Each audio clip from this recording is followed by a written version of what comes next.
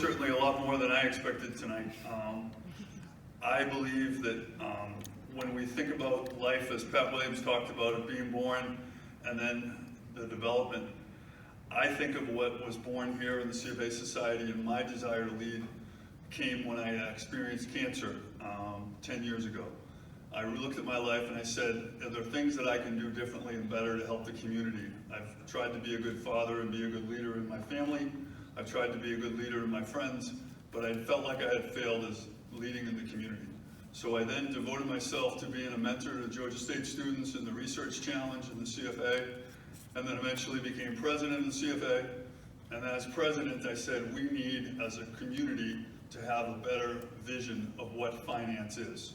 And that's a complete vision in terms of how we help the community get stronger.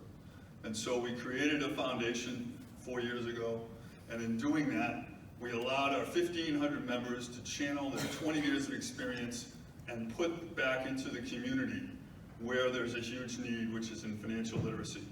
I look around and I talked to Mike about this earlier. 30% of the population has a college degree.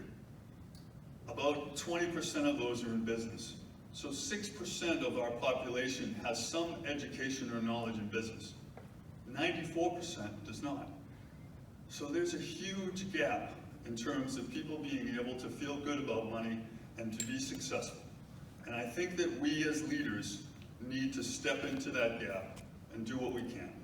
And I hope that, if you're interested, I'd love to work with you, and I'd love to get more involved in terms of the leadership group in Atlanta, because I think that we all need to lead in order to change and have the industry that we want.